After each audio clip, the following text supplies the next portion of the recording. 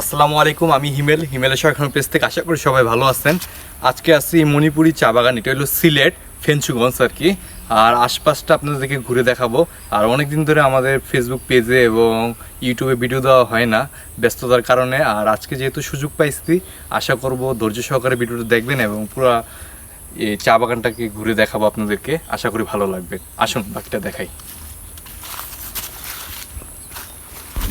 এখান থেকে দূরে পাহাড়ের চা বাগানগুলো দেখা যাচ্ছে। আর এই চা বাগানে যাওয়ার জন্য আমাদের আরও বেশ কিছুটা পথ হাঁটতে হবে। আর এই পাশটা খুবই দেখতে সুন্দর, মনোরম পরিবেশ, প্রকৃতি যে কত সুন্দরভাবে সেজে আছে তার কিছুটা নমুনা। আর এই পাহাড়ের মাঝ দিয়েই বেশ একটা ছোট একটা এই কি বলে এটাকে ঝর্ণার মতো আর কি বয়ে গেছে।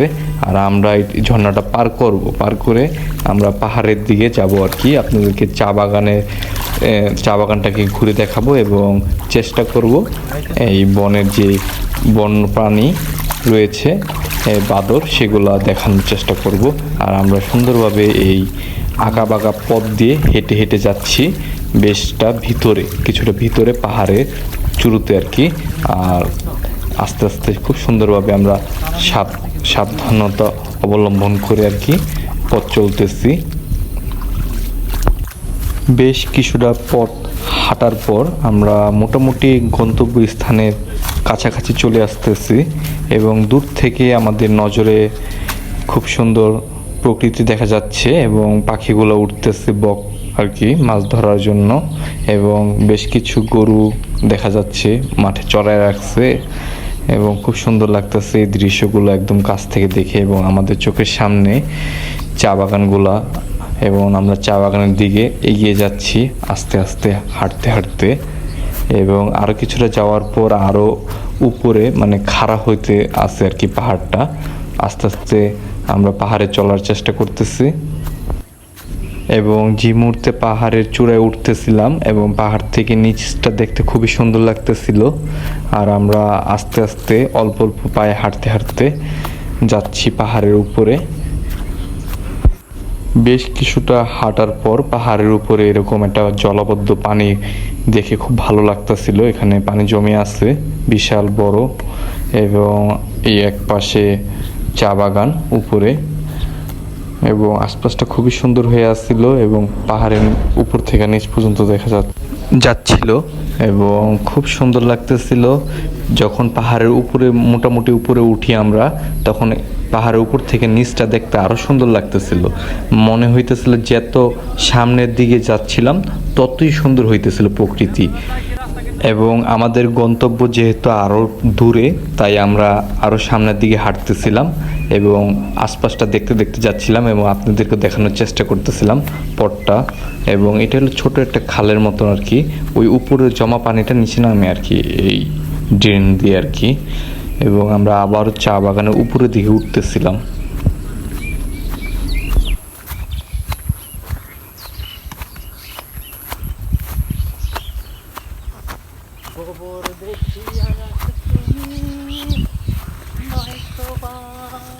এবং বেশ কিছুক্ষণ হাঁটার পর যখন আমরা উপরে উঠি এবং উপর থেকে যখন নিচের দিকে তাকাই আমরা, তখন নিচের পরিবেশটা আরও সুন্দর লাগে। মানে উপর থেকে নিচটা দেখতে খুবই সুন্দর। এবং আমরা আরও সামনের দিকে এগিয়ে যাচ্ছি নতুন কিছু দেখার উদ্দেশ্যে।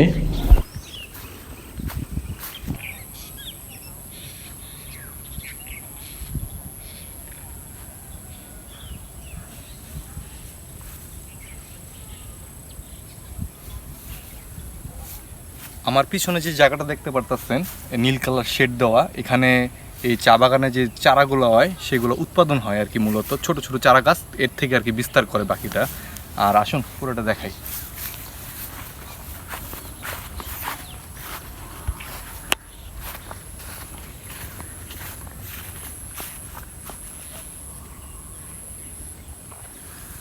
এবং আমরা আরও সামনের দিকে এগিয়ে যাওয়ার জন্য হাঁটা ধরি এবং সামনে গন্তব্যস্থানে যাওয়ার জন্য আমরা এখন চেষ্টা করতেছিলাম বনের যে বন্য প্রাণী রয়েছে সেগুলো দেখানোর জন্য। তাই আমরা আরও সামনে হাঁটতেছিলাম বাদরের দেখা পাই কিনা সেটা দেখার জন্য।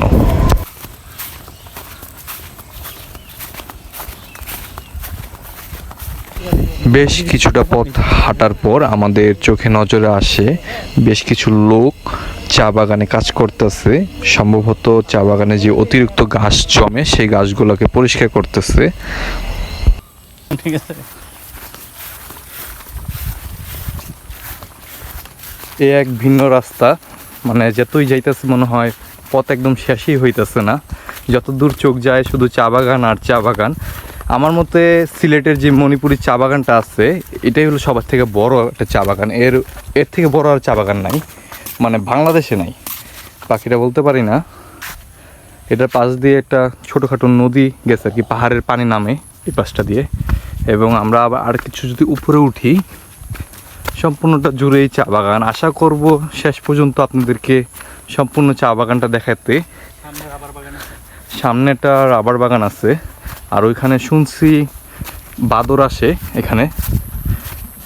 আর চেষ্টা করবো আপনাদেরকে দেখাতে, বাকিটা জানি না।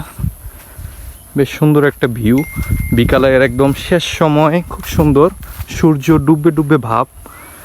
হ্যাঁ, ঠিক এই সময়টা আমরা বাগানটা পুরোটা ঘুরে দেখাবো আপনাদেরকে। এবং আমাদের সাথে আছে পাপ্পু ভাই, আমাদেরকে রাস্তা দেখাইতেছে যাওয়ার জন্য। বেশ সুন্দর। আমরা বাদুরের আশায় আসছি, সামনে আশা করি দেখতে পারবো এগুলা মনসম্মত। বা এগুলো কি গাছ হইতে পারে? এগুলি হচ্ছে রাবার বাগান। এটা হলো রাবার বাগানের গাছ। রাবার বাগান আছে, পুরোটা যুগে রাবার বাগান।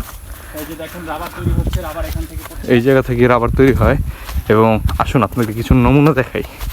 রাবার যে তৈরি হইতেছে, এই যে গাছের গায়ে দাদা কেটে দেওয়া হয়েছে, যে রসগুলো আছে সেগুলো আস্তে আস্তে এই যে পর্যায়ে আইসা এখানে যে একটা বোতল আছে এটার মধ্যে জমা হয় এবং তা থেকে রাবার তৈরি হয়। হ্যাঁ, আর এই পাশে চা বাগান। আর এর ভিতরেই আশা করতেছি আমরা, প্রত্যেকটা গাছের ভিতরে এরকম বোতল দেওয়া আছে রাবার তৈরি হওয়ার জন্য। আর আসুন দেখি বাদর দেখাতে পারি নাকি আপনাদেরকে। এবং এই মুহূর্তে আমরা একদম রাবার বাগানের মাঝখানে আছি। প্রত্যেকটা গাছের মধ্যে এরকম দাগ কেটে রাবারের জন্য বোতল বেঁধে দেওয়া হয়েছে। দেখি আমরা হাঁটতেছি, বিশাল।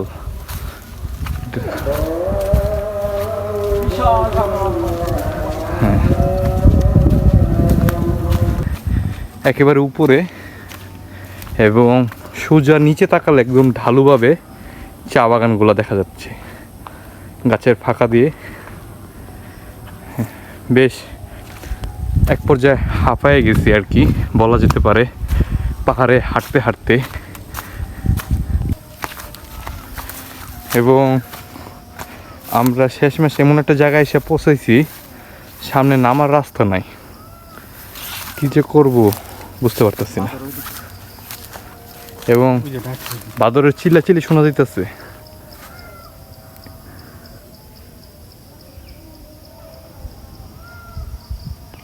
আর এখন যে মুহূর্তে যে জায়গাটা আছি এটাকে বলে লাল বালুর পাহাড় মূলত। এবং আপনাদেরকে চেষ্টা করতেছি দেখানোর, পাপ্পু ভাই ওই যে জুম করে। গাছের গোড়ায় দেখছো, ওই যে। আর আমরা একদম এই মুহূর্তে আছি একদম চা বাগানের মাঝখানে। ওই যে বাদর, ওই যে গাছের গোড়াটায়।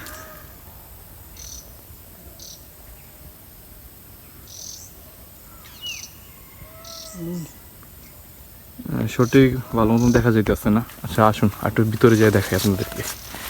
আমরা একদম চা বাগানের মাঝখান দিয়ে হাঁটতেছি।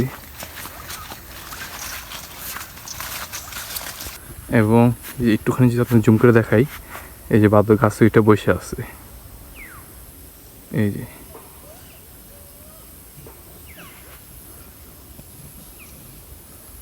ওই চুলকায়।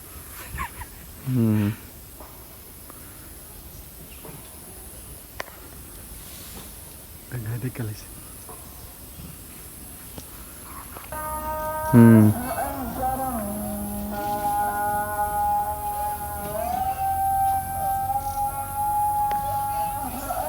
এবং আশেপাশে অনেক বাদর, ঠিক আছে, কিন্তু আমার মধ্যে মনে হইতেছে না জায়গাটা নিরাপদ, কারণ এই জায়গাটা প্রচুর অসংখ্য বাদর। আর আমাদেরকে দেখে তারা আরো ভয় পাইতেছে। এই যে একটা হ্যাঁ, এবং এই যে সিরিয়ালে তারা হেঁটে হেঁটে যাচ্ছে। জুম করো না। হ্যাঁ, এই যে, এবং এসব বাজারে আরো অনেক বাদর। এক পাশে চা বাগান এবং বাচ্চাগুলো দেখছো? হ্যাঁ, এর উল্টা পাশে বাদর, এবং পুরোটা বাঁশ গাছ জুড়ে এরকম বাদর।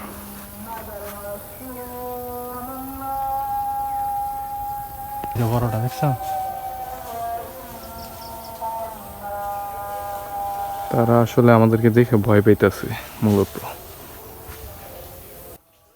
এই যে এই বাসার চালের উপর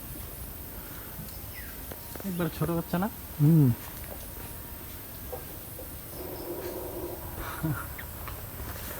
খুব সুন্দর।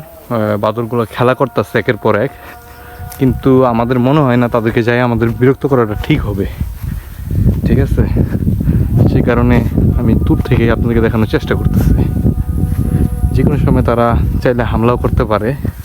এবং এই যে এই পাশে একজন বসে আছে, এই যে এরকম পুরো জায়গাটা জুড়ে বাদর আছে এখানে। এক পাশে যেমন চা বাগান, অপরূপ সুন্দর দৃশ্য দেখতে পাওয়া যাচ্ছে, ঠিক একইভাবে উল্টো পাশে এই যে এই পাশে যদি একটু খেয়াল করি, এই যে গাছে বাদর বসে আছে। হ্যাঁ, এই যে গাছে বাদর বসে আছে। এরকম এরকম পুরো জায়গাটা জুড়ে আর কি এই জায়গাগুলো বাদর আছে। আমরা আর বিরক্ত না করি, এখান থেকেই আশা করি বিদায় নেই। এবং এই যে এই পাশে বসে আছে এই যে বাদর। সম্পূর্ণ জায়গাটা জুড়ে বাদর বসে আছে।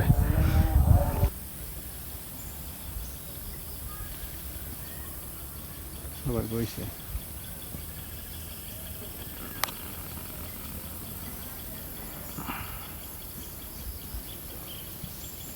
একটা বাচ্চা দেখছো? এই যে এই কান্দে উঠছে লাভ দিয়া।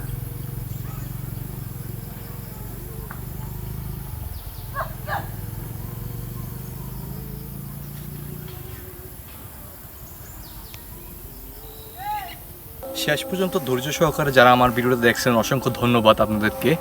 এবং পুরো আশপাশটা জুড়ে বাদর বিস্তার আর কি, এখানে অধিক পরিমাণের বাদর রয়ে গেছে। এবং এই পাশটাতে যদি একটু খেয়াল করেন, হ্যাঁ, চা বাগান, আর এই পাশে বাদর। আর আমরা চাচ্ছি না ভিতরে যায় বিরক্ত করতে, তাই তাদেরও ডিস্টার্ব হবে এবং আমাদের যে ধরনের একটা ক্ষতি হয়ে যেতে পারে, যেহেতু অনেক আছে তারা একটা আক্রমণ করতে পারে ভয় পাইয়া নিজের জীবন বাঁচানোর জন্য। তাই আমরা তাদেরকে বিরক্ত না করি আর এখান থেকে বিদায় নেই। আশা করি ভালো থাকবেন। ইনশাআল্লাহ পরবর্তী কোনো ভিডিওতে দেখা হবে। আর আমি সিলেট বেশ কিছুদিনে আসছি, চেষ্টা করব সিলেটের আরও বিভিন্ন কিছু আপনাদেরকে তুলে ধরা দেখানোর জন্য। আর শেষ পর্যন্ত পাশে থাকবেন। আর যারা যারা আমার পেজকে ফলো করেন নাই বা ইউটিউবে লাইক করেন নাই, আশা করি লাইক করে পাশে থাকবেন। ইনশাআল্লাহ পরবর্তী কোনো ভিডিওতে দেখা হবে।